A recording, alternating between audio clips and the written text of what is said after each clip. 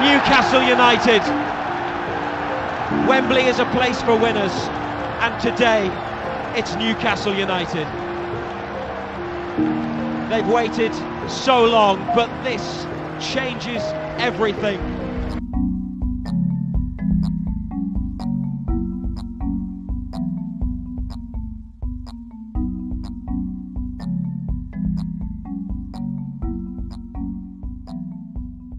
There's a new series that we're doing on Sports Entertainment Weekly. It's the international break. There's not much interesting football to be watched if I don't consider international football other than the major tournaments to be that compelling. So it's a good time to catch up with Ajay. He's a legendary member of the Toon Army. His fan base has experienced highs and lows with unwavering passion. So we want to hear more about your personal journey supporting Newcastle United, relive the magic of the recent Carabao Cup triumph, and look ahead to what the future holds for this really historic club. So yeah, let's get ready for a heartfelt conversation. So Ajay, do you want to give a brief introduction about yourself? Yeah, firstly, thank you so much for having me here and letting me have my moment, or not necessarily have my moment, but share our moment under the sun in this podcast, because it's not often that people from the Northeast get their due, be it in India or be it in the UK. So it's almost, I want to say, it's been our reckoning, and it's been something that's been coming for a while, and I'm so glad it's finally here. Right, so that is on the club, and I'm Ajay, a Newcastle United fan through and through, been one for the last 20 years, basically from Chennai, but moved to the UK, yes, to be closer to my then girlfriend and now wife, but also to be closer to my I want to say the other passion, Newcastle United. So that's me. Fantastic. So can you take us back to the moment that you first fell in love with Newcastle, right? I mean, let me back up a little bit. Like, we both grew up in the 90s, that's when like television and in India, especially the Premier League was, the broadcast of the Premier League was growing. Obviously, there are tons of Manchester United fans that we both know. I'm an Arsenal fan myself. Those were the two big clubs that were, winning things at the time. So when you're at that age, you tend to go with the club that's kind of front and center. So tell me more about the moment you fell in love with Newcastle. Was it like a specific player, a specific game, some family connection that sparked this incredible support that you have? No, I think before I talk off Newcastle United, I just want to probably roll it back a few more years, right? In terms of where you'd find intrinsically why I love Newcastle United, right? There's all Indian kids that grew up in the 90s. I want to say I was a big Sachin Tendulkar fan, right? As somebody who stood up for the underdog, which India was, through the 90s, right? And this whole concept of David fighting Goliath, right? It is something that as far as stories go, as far as fables go, it is something that you'd really want to put your heart and soul and everything behind, right? So I think that is something that was deeply seeped into me, and I'm pretty sure that's the case with most of us. Yes. Talk about trauma bonding over 90s India cricket. Sachin was, of course, our shining light. We all loved him when we were growing up. But yeah, I get it. Yeah. So I think that then, I was a big cricket fanatic. And I think I had in this thing that my grandfather represented Tamil Nadu in cricket, and he umpired at a very high level and things like that, right? So it really then drew the scales for me to then say sports is going to be something that is front and center of what I do on a day-to-day basis. That then led on to, I started playing cricket, and then we moved to Madurai because my dad took up a job in and around there. My first introduction to football was not watching anything on TV. It was in fact me being forced on day one of my school. And I asked, hey, can we play cricket? And they said, no, we don't play cricket, we play football. I'm like, what? So I think from that day onwards, I think this was in 1999. It's been 27 years. There's not been there's not been a day that I've looked back. Right. So that is my introduction into football. That then led on to almost a fervor pitch of me kind of being crazy about this game. Right. It's almost if you take Sachin out, which eventually did happen. When Sachin retired, there's only one sport that was front and center. But if you took Sachin out, there's only one thing that I was focused on. As all Asian kids did at that time, I started out with Manchester United because that was the game that was telecasted the most.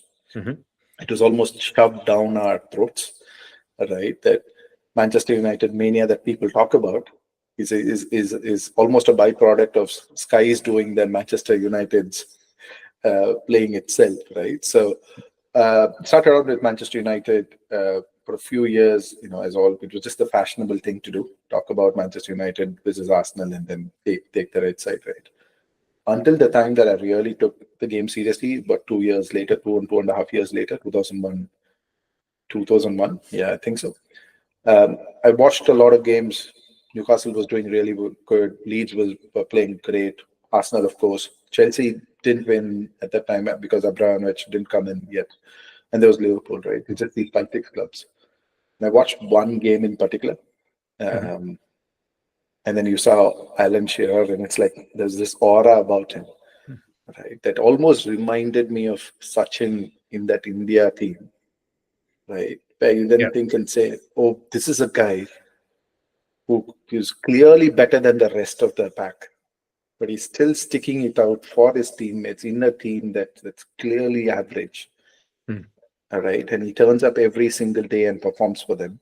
And then him and, Sir Bobby Robson, that one game sealed the deal for me. So then I started kind of becoming if you can't immediately switch loyalties, right? If you then kind of have dual loyalties, and then it just kind of branched out into Newcastle United through and through a few years later. Do you remember who they were playing? I don't. I would want to say it was Aston Villa, because I went back and tried to kind of check what game it really was, and I think the one that I really landed with was Aston Villa, because Gary Speed also did play very well in that game. So I think these three people, or these three gentlemen, really changed the dynamic of what football meant for me, because I think that famous Sir Bobby Robson quote about it's not just about the club, right? It's about the people, the city, the noise you can create, the passion. It's about the kid that clings onto the fences and cries out. That is how I watch football. Right? It's not about winning for me. It's just about being there, giving it all for your city or the people, your communities, right? Which really then struck a chord with me. And then, like I said, I think since then, I've not seen red anywhere in my horizon. It's only been black and white. I learned in 2010 or 11, good 5-6 years, 7, 8, like whatever, how many ever years after following the club, that I shared my birthday with the club. Oh, wow. My birthday and the founding day of the club, they are the same. So in a weird sort of way, it was always meant to happen. Fantastic. So, over the years, supporting Newcastle hasn't always been easy. Can you share a particularly difficult moment or a moment of heartbreak that you experienced as a fan? How did you cope with that? No, absolutely. I think this was in 2008-9 when we got relegated. Right, it was around. Of course, like, you get to learn of relegations in and around your what do you call it? Your April-May summer cycle, right? And interestingly enough, that was the time that I was preparing for my chartered accountancy exams also. Oh, all right. So I wrote my inter exam. All right, I finished my chartered accountancy inter exams, and then over one weekend is when it almost kind of sealed the deal that we'd get relegated. And I think it happened in Aston Villa again, as luck would have it. where we kind of went down, and I think we really went down, right? And Alan Shearer, in his second avatar as coach, couldn't do anything. So I was weeping. My mom walks into the room and she's like, "Oh, you already got the results. I thought the results are going to be announced in July." I'm bawling, right? Imagine, what do you call it, an 18-year-old, 19-year-old, just literally kind of soaked in tears Mhm. because I didn't know what relegation was, right? And I didn't know how I'm going to watch the club going forward. Yeah. And I was super active in all of these blog forums from 2005 onwards, right? Where I think I got very close with a lot of people from Newcastle. Yeah. And we'd just kind of go about visiting all of these other forums like Everton, Aston Villa, just taking the mickey out of people. They were just thinking, oh, what happens now? No, people are going to take the mickey out of us. Uh, Just these, I want to say, adolescent thoughts that just, mhm. that you'll do good to kind of leave them behind. So it's just that moment that I remember where I was just gutted beyond hope. I thought, I didn't know, okay, this is it. This is going to be Leeds, because Leeds didn't come up again for those 8 years, right? Right. So yeah, I think Ashley did well to kind of give us that memory and many more. So I think that is the memory that really stood out in terms of me. It's almost writing in blood to say, this is my loyalty, this is my club, right? For Yeah. all of the actions that I took thereafter, getting on illegal streaming platforms, and when at an age when there's still dial-ups Yeah.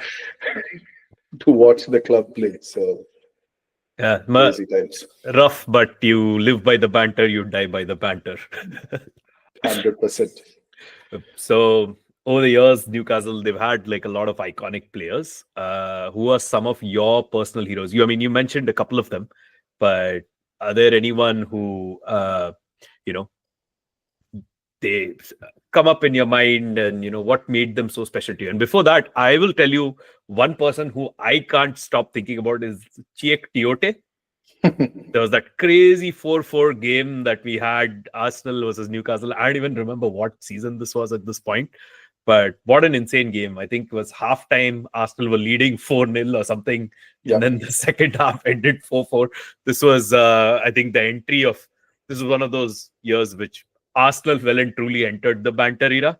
So I remember it very well. But now that I look back on it, it was a fantastic game. So Chiek Tiote is my guy. I don't know what he did before that, what he did after that. Yeah, But, he's passed on, but the rest his soul, may his soul rest in peace. But oh my God. yeah, that can, interestingly enough, the club brought back his son to be one of the mascot in the game that's against fantastic. Arsenal, FA Cup semi-final, or not the Carabao Cup semi-final that just passed Right. last month, right? So, Oh, wow. but yeah, so I think for me, Alan Shearer, man, like I've had the fortune of meeting him 4 or 5 times now. Oh, wow. You're still in awe, right? They say, don't get too close to your heroes, right? But in that case, he's a thorough gentleman, very nice, very sweet at heart. He's a straight shooter. Like, to this date, like, I just keep going back to the same guy over and over again, because he defined everything for me, right? In terms of, like I said, that such a like aura Right. for Newcastle United. And aside from him, I think over the period of the last 20 years, we have had heroes here and there, like people who have stood by the club, made sure that the club gets to the next level. But I think in the recent past, Bruno Guimaraes, for how well touted he was across Europe, Real Madrid wanted him, Arsenal wanted him 3 seasons ago. He could have taken his pick, right? That he came to Newcastle, made a promise, completed that promise, has now promised to say that, hey, we'll kick on again. Those are the kind of people that you want to look at and say that is the guy that I'm willing to put my heart and soul behind, because you know that he's going to keep it up. So I think between them, I grew up. I think between them, I think the club's also grown up. Fantastic. So, yeah. So you've been fortunate enough you live in the UK. been fortunate enough to attend a few games at St. James's Park. It's known for its atmosphere. So, describe the atmosphere at St. James's Park on a typical match day. What makes it such a unique and special place to watch football? I think it's more than the atmosphere itself. It's just that the recognition of community or brotherhood or sisterhood, right? Whichever it is. As soon as you wear that black and white. My first ticket or my first game in Newcastle United was sponsored by the people that I just mentioned earlier, right? The blog friends that I had from Newcastle from 2005-06. Wow. They sponsored my first ticket Hmm. as a birthday gift. And as luck would have it, it was a time where Derby into 2014. So I just brought the tickets from brought the flight tickets from Chennai to UK because I was supposed to go there for work, and I just mentioned this casually to my friends, and they said, "Okay, well, guess what? We have the Derby. I'll get the tickets for you in Gallowgate." Right, and I watched that game. We lost 1-0. This is Sunderland, I'm guessing. Against Sunderland. Yep. We lost 1-0. Adam Johnson, that the pedophile, he scored and he celebrated right in front of us. Right, and I just thought, oh, what ill luck that have I brought with me. Trust me, that the game ended at about 7:30. Nobody went to sleep until 4 because I'd seen about 150 arrests, at least about 25 brawls between Sunderland and Newcastle fans, right? And they might have won on the pitch. Everywhere else, we were winning. It was crazy, and to be honest, that there's almost a 60-year-old grandma or old person. She was picking a fight with a Sunderland guy or someone from Sunderland, right? In the wee hours of the morning at 1 a.m. He just tells everything about that city that you need to know. It's crazy. It's football. I want to say, what do you call it? It's football fueled as a city, right? Because everything revolves around that stadium, that club, and it's been mentioned enough and more times, right? It's almost like a cathedral on the hill. It actually is. Yeah.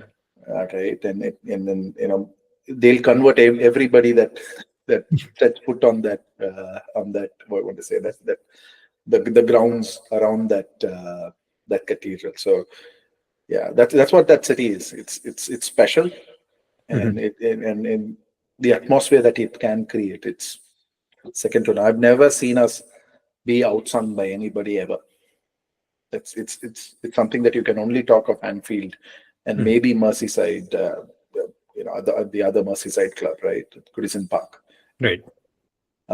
So yeah, it is what it is. Special.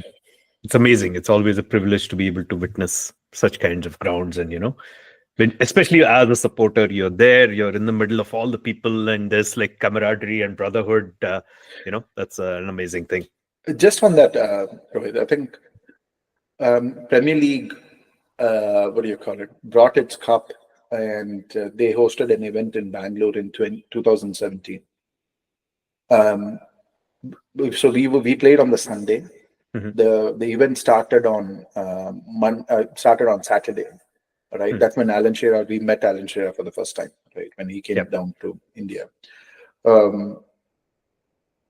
There were Manchester United games, there were Arsenal games, City games, Chelsea game. All of these teams played.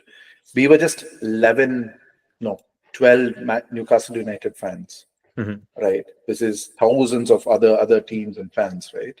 Right. We literally outsung them the whole of Sunday. Like, we knew our chants, we knew our players, we knew our history. It obviously helped that we had Shea Given and Alan Shearer there. Right. So, and that Premier League at the end of that event put more posts about Newcastle United fans, the 11 of us or 12 of us as a part of their, I want to say their, their social media feed. Right. Yeah. It had more Newcastle United related content than any of the other things. So it really was special. It almost told me that no matter where we are, as long as we are connected by Newcastle United, we'll still be loud. We don't do quiet. You thought, oh, this is going to be our year, where you just knew that, oh, there was a feeling that this Uh, could it, be our year.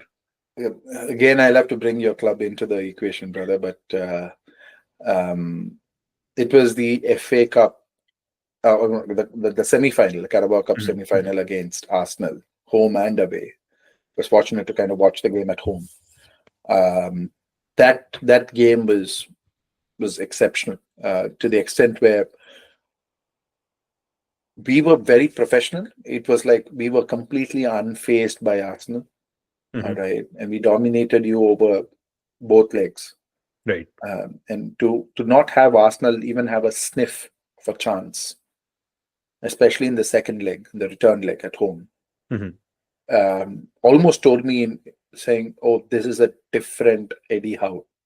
Forget Newcastle United or the team or whatever. This is a Mhm. different Eddie Howe. He's in the second half. We are not there seated waiting to kind of um, be taken on, right? Like Mhm. we kind of pressed the same way as we did in the first half. We dropped back in the second half. We did none of that. We Mhm. maintained the same tempo. We were playing like equals. That Right. has not happened for a long time, in as far as I know, where Right. we went into a game against Arsenal as equals, right? That really told me that this version of Eddie Howe is version 2.0. Mhm. All right. And my hopes for Newcastle United is not just on Isak or the other players. It was purely on Eddie Howe.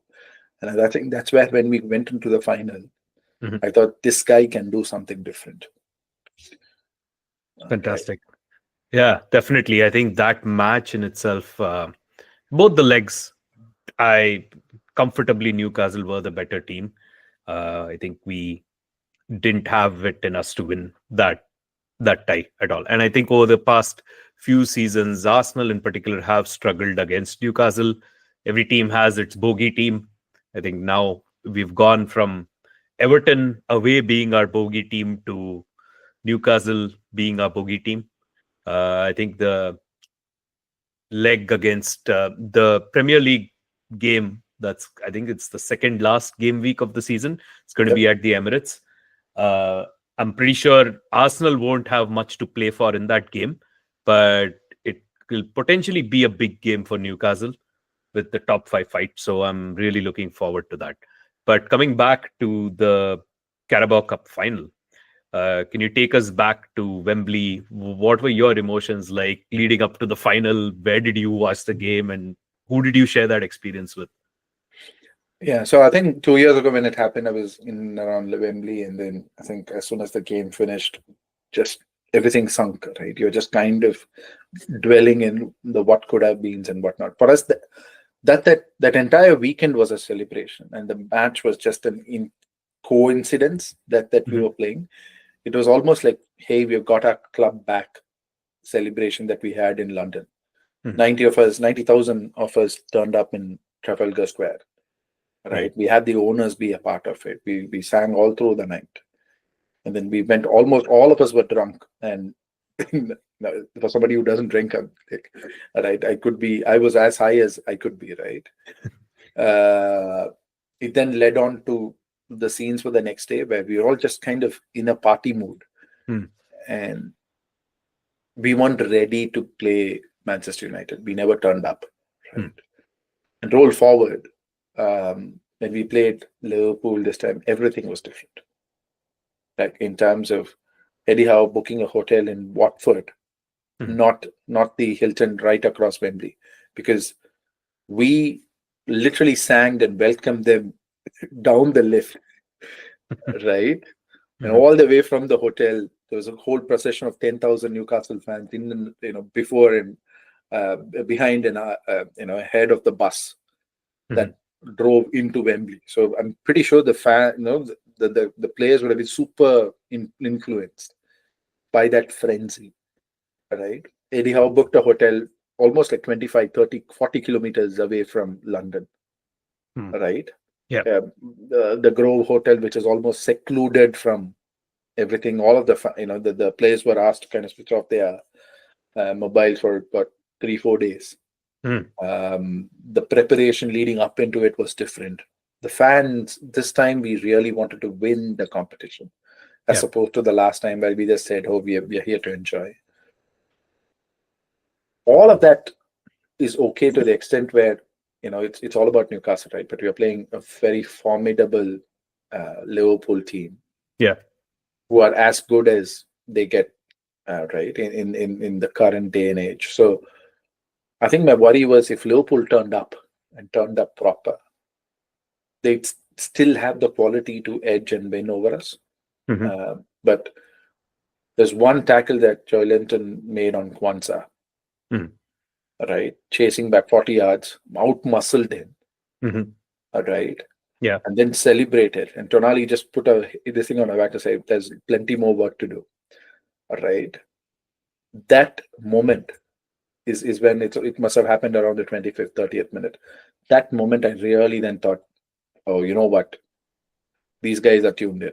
This is a different Newcastle United, right? We're not here. We're not awestruck by the event. We're not kind of, what do you call it? We're not a deer caught between the headlights. Yeah. Right. So I think that moment is when I thought, okay, the belief kicked in, and I was watching it with my wife, right? For all of the trouble that I put her through, for all of the, time that I've spent crying on her shoulders. It's about, I think it's befitting that I actually watched the game with her. And finally, when we win, she was with me again, offering her shoulder for me to cry on. So that's fantastic. So describe the moment the final whistle blew. What was like the immediate feeling? What did it mean to you and your fellow fans as a whole to finally like lift a major trophy after so long? To be honest, I didn't even know what it meant, right? Like I just keep going back to the Sachin cricket thing, right?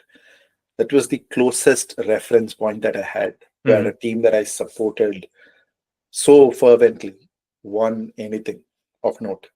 Yeah. Right. So I didn't know what it means to win a trophy, other than a few trophies on FIFA, right? Like basketball, tennis, all of these other sports that I follow as closely as I do football, but you're not fully emotionally invested. You watch it because you like it, the sport, right? I didn't know what that was. I just let out. I cried for about a whole hour, right? Because it was so emotional, to a point where it was like, it is like vindication. I knew what vindication is. Saying this is sweet for all the times that we have been put through ridicule, for all the tough nights that we have had to endure, watching our team, waking up at, like, what do you call it, 1:30 to watch our team play poorly against Watford, get beaten 4-0, right? Or watching us play in St. James's. All of that led to that singular moment when Bruno, Trippier, and Lascelles is actually Jamal just kind of lifted the cup, right? You just think, wow. This is it. Yeah, I think it's an incredible moment. A lot of the fans that we know of clubs that are used to winning other trophies, I don't think they understand this feeling. Some of them, like if you're a Real Madrid fan or you're a Barcelona fan, even a Manchester United fan who lived through like the 2000s, they've all seen their club win multiple trophies and things like that. So when your club finally wins something, so for me, like the closest equivalent is probably when Arsenal won the FA Cup after being 1 goal down against 2-0 down against Hull City back, I think it's now 2012 or something. It was I think it was 14. It was an incredible moment, but because I had seen us win the league and reach the Champions League final and do other things, like I've watched us win like multiple league titles and like the FA Cup, it's not the same feeling. And I think we took it for granted, and then getting back to the level where a team wins a trophy, it's a huge feeling. I mean, I relate to the Cricket World Cup thing, right? We lived through the 2003 World Cup final where we got thrashed by Australia, and then finally watching us win the 2011 World Cup, the relief and the utter joy that I had, I remember that. So yeah, it's an incredible moment. I hope you get to experience it multiple times. But the first time is probably special, more special. 100% it is, brother. Like it just had to be that night. It had to be this set of players, and it absolutely had to be this coach. Yeah. Right. And someone, again, like I like this story of people putting down a coach, putting down a player, putting down this person, right, for no fault of theirs, and them actually showing, not in terms of responding verbally, Mhm. right, but actually getting things done and then getting on with business. Right. For all of the times that the media challenged Eddie Howe in terms of, oh, is he just a gatekeeper Mhm. in this project? I Right. think that's a hugely disrespectful thing to say about Eddie Howe, because I think he's a top coach. Yeah. Again, I think he's done two miracles, not one, but two. Mhm. Bournemouth were almost on the point of administration, Mhm. right, to then Yeah. becoming a regular in the Premier League with absolutely no finance backing. Yeah. It's a story and a half by itself. And then we were 19th with no victories, and he took over. Right. 10 games in, we were bookies' number one favorite to get relegated that season. Right? We had not won in the entire season until that point. Yeah. From then on to then becoming Champions League qualifier just a year after that, right? Mhm. Almost getting the title in that year, and then 2 years later winning the title. That is another, I want to say, turning water to wine.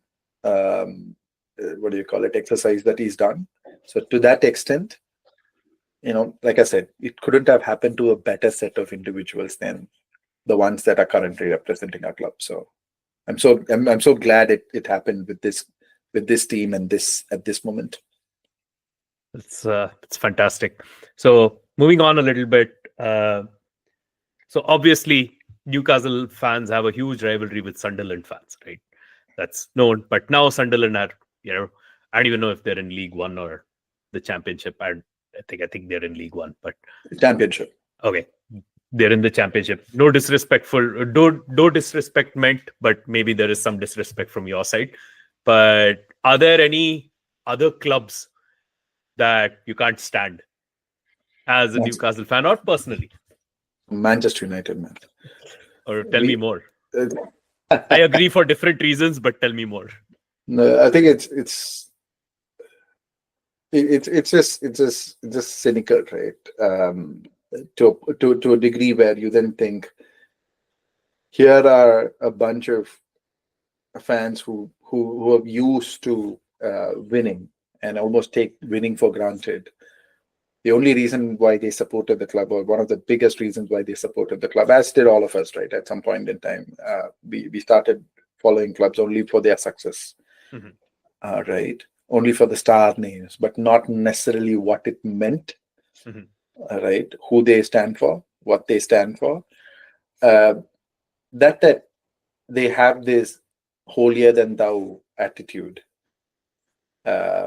even to this day, is something that I cannot stand one bit. I remember once when I think, again, it's just a privilege, right? So when we came back from the championship in 2017, 2018, Newcastle won the best fans. Premier League awarded Newcastle as the best fans, best supported, what do you call it, fan club, right? Right. And I was asked by the club to collect the award on behalf of the club. Oh, wow.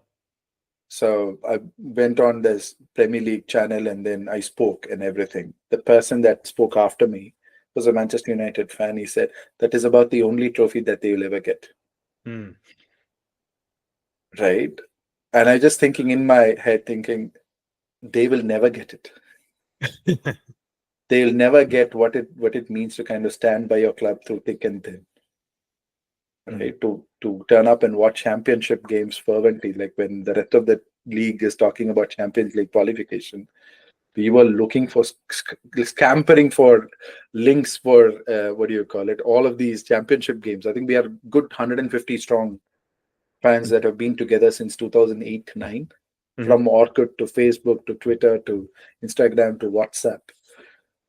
same 150 guys, I've seen them evolve, grow into, the who's who of their own lives, Right. right? To this day, they'll just say, Macha, this link, right? It's, you like I said, it's, you're aging both of us by mentioning Orkut. no, but I think to the extent where I think that day and multiple such instances where they're very naive of what following a club means, right? And it's very siloed to the extent where, oh, I want my club to win, and if the club doesn't win a couple of games, they're like, oh, this club is shit, right? They don't understand the value of putting your heart and soul and everything behind a club. Yep. So yeah, them privileged lot cannot stand. Well, if this season Southampton, Leicester, and Ipswich weren't so terrible, they might have been staring relegation in the face. I'm not exaggerating it. As recent as just this evening, I met another colleague of mine who's a Manchester United fan. I spent a good 25 minutes in a 30-minute call just bullying him for no reason other than him being a Manchester United fan. That is how bad my what do you call it? Manchester United, as they call it, one mum in Tamil is. Yeah, well, you take the chances that you get, right? 100%. Whenever it's like, as a football fan, if you're not bantering and punching down when the opportunity arises, you're not doing your duty. So I fully support it. The only Long thing may it is that continue. you can long may it continue. You give it, but you have to take it at times. And yeah, we both know about taking the it. hits. So now we can give it. So I'm glad. Let's go beyond the trophy itself, right? How do you think this Carabao Cup win impacts the club's trajectory and the mentality of the team and the fans? It's like this, right? So when you started to ride a cycle, you always think you can do it because you've seen other people do it. You've seen your father do it. You've seen your uncle do it. You've seen your brother and sister do it. So you always think, oh, I can do it. But the moment when, what do you call it? The wheels are off. Right? The supporting wheels are off, or somebody that is supporting you, he takes the hand off. And you start riding, you fall, and then you start riding again. This time you're not falling, right? Yeah. You found balance.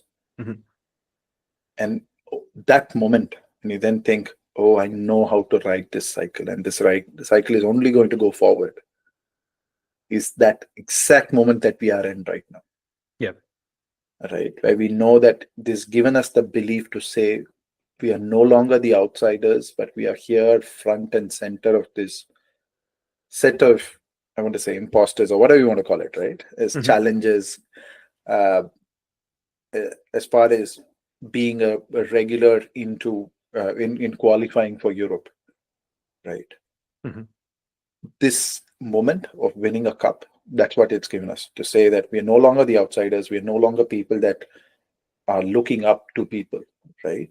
Looking up to other clubs.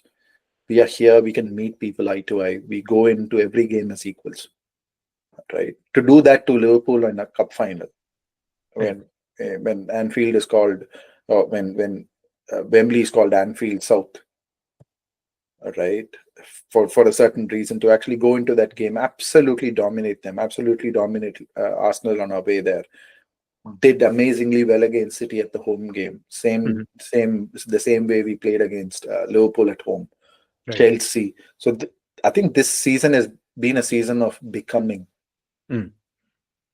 right? And I think it'll only it is the point where we then say, this is it.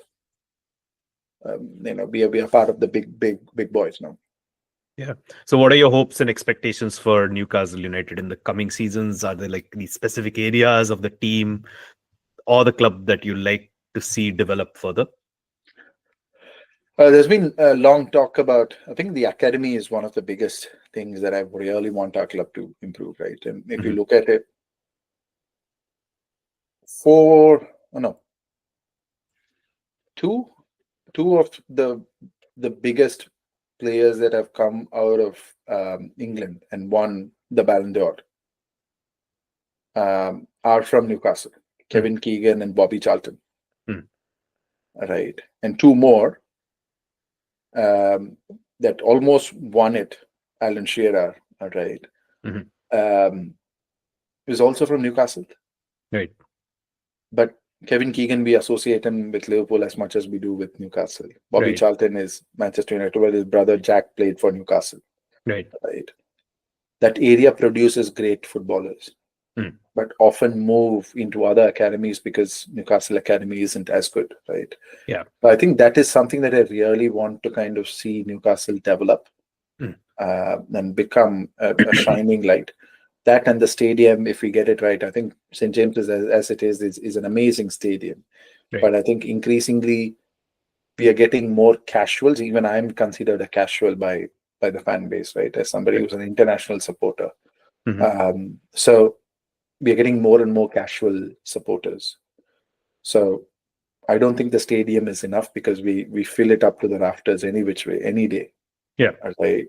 And we need a bigger stadium to accommodate all of these casuals and still be able to kind of offer enough, what do you call it, access Mm. to the loyal fan base from Newcastle. So those two things have to happen, and it has to happen in the next 4 or 5 years. And I see the clubs actually moving in that direction. Aside from it, I think we'll become regulars in the Champions League qualification conversation in the Mm. next 2 3 years. I want to say we'll become regulars. It'll almost not be a surprise Yeah. that we then say, "Oh, will Newcastle qualify? Are they good enough?" We'll change to, "Oh yeah, Newcastle is one of the contenders for Champions League this season." Yeah. Right. So I think that conversation will happen over the next 2 3 years, and I think he's going to stay. Yeah. All of the noise coming in from his camp says that. Yeah. If you have seen Bruno, Gordon, and Tonali celebrate, Joelinton celebrate, they are not going anywhere. Botman, I don't think anybody will bet on him now. We know how good he is. If he has a good 4 month lead up into the next season in terms of getting ready and having a full preseason under his belt, Mhm. he's going to be a top draw player. Right. Even like I think I just did a tweet to you in terms of the players that we can buy.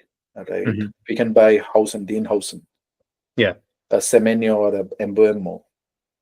Jay Stansfield as backup to Isak. Yeah. Right, we are there. I think we it's the next step up that we will do. Yeah. Yeah. I think if you end up getting Mbeumo from Brentford, you will have the most balanced front line, assuming you, of course, most likely keep Isak. So a front line of Gordon, Isak, and Mbeumo would be scary stuff for most defenses in the Premier League. So, Yeah. so I have a question about this. So the current ownership of Newcastle United, obviously they brought significant investment and undoubtedly led to this Carabao Cup. I'm not saying it's just the investment; it's a lot of things, but it's one factor. So there are also some ongoing discussions and concerns raised by people about like the ownership background, accusations of sports washing. As a fan, how do you reconcile this joy of seeing your club succeed with these broader ethical considerations surrounding the ownership? Do you think, yeah, just want to get your thoughts on that. And I think it's twofold, right? One is the fact that nobody ever raised a question when Ashley was sucking the life out of this club, Mhm. right? In 2008 or 2007, when he took over, um, at that moment, very moment, Arsenal, Manchester United, Liverpool, Chelsea had just started becoming what do you call it? A successful club. Mhm. If somebody told me Tottenham and Manchester City would sit above Newcastle, every single Premier League fan would have laughed at you, Mhm. right? Because Yeah. they were not even in the same, same stratosphere. Yeah. That now they have gotten into becoming the big six, Mhm. right? And nobody questioned Ashley when he was greedy and didn't want to meet Sheikh Mansour Mhm. in 2010. When he came to Newcastle, he didn't turn up, and he said, "Okay, let's have a meeting in London." Didn't turn up again because he wanted another 5 million on Mhm. top of whatever 305 that they'd offered. Mhm. Newcastle would have become the Manchester City story. Hmm. Nobody questioned Ashley then. Right. Nobody asked the fans, "Oh, why do you guys have such a poor, set of, what are your thoughts on your ownership?" Yeah. That we are now asked to carry the moral cross Hmm. for having a different owner now. Yeah. Is almost farcical. And let's be honest, this is a sport that grew on the back of colonialism, right? Hmm. As far as sports washing goes, football is the epitome of sports washing. Hmm. The game was introduced, Yeah. right, to make the laborers not feel the pain of labor, Right. right? So the game in itself stands for sports washing. What is this sports washing that you are talking about? Hmm. Yes, as far as standing behind some of the stuff that the Saudi country does, like, why should we have a political opinion or this thing? My individual opinion is that they shouldn't be. Hmm. All right, because that is where my principles sit. Yeah. But then if I apply the same lens across the board, the Saudi PIF has investments into Uber, into Twitter, into Google, into IPL. Hmm. Have we stopped watching IPL because Saudi PIF invests in it? Have we stopped taking Uber because PIF invests in it? Have we stopped using Google because PIF has invested in it? Hmm. We don't ask those questions. Right. It's just that we are an easy target, and people often ask these questions just to kind of play, I want to say, a wet blanket. Hmm. Right. When a club is doing well, you just think, oh, let me ask this question and bring down the joy of it. Right. So do you feel there is a responsibility on the club or the fans to address these issues, or do you see your role primarily as supporting the team on the pitch, given everything that you've just said? I want to say, to the extent where growth, development, and what do you call it? Moral rebalancing, as far as societies go, it doesn't happen uniformly across all regions. Right. All of these things that we are talking about, accusing Saudi of, were practices in this country that I am living in right now. Hmm. 200 years ago. You can't absolve of your history just because you have changed your shirt. You can't say that there wasn't any blood on the shirt that I've ever worn, right? Hmm. So to that extent, I'd only want to say that needs to be acceptance and allowance, and to that extent, challenge to say the world has changed. All right, keep up with the times, and all of the things that you guys are doing will not fit into a modern society where you desperately want to be a part of. Trust me, by the time 2034, we get to 2034, all of the things that we just talked about will be a thing of the past. Hmm. Right? Because they really want to do well in hosting the 2034 World Cup. Right. They're, pardon my French, but the fuck's sake, they're building a river. I know a friend of mine who's actually a part of that project where they're building a river across Riyadh to make it a lot more cooler and habitable. Wow. Around 2034. I'm sure they can do a few more to be self-introspective and change their ways. Right. That's a good point. I think, especially the one that you raise about England itself having a bloody colonial history. I mean, we as Indians know more than most countries about it, right? So, how did the game get to Argentina? How did the game get to Brazil? Mm-hmm. Yeah. All right. It is only on the back of colonialism. Right. Right. It is not like people from Brazil and Argentina watched the sport in England, fell in love with it, and then started following it. Yeah. Right. If that is what your thinking is, I'm so sorry. You'll have to go all the way 150 years and read up and come back again. And along the way, you will then see a lot of crimes that had happened just on I want to say, the parallel lane of football evolution. Yeah. that's so difficult for you to turn a blind eye to, that when Mhm. you come to this stage and when you come to this question, you think, now I recognize this because I've already seen it in the past. Yeah, I mean, good parallel to this is Arsenal itself was formed by the people who worked in a munitions factory, right? The munitions that they made, they probably killed Indians.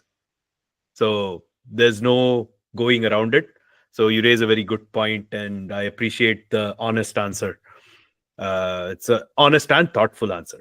So I think I have my last question for you. Uh, what is your message for fellow Newcastle United supporters around the world? Just stay in the moment, man.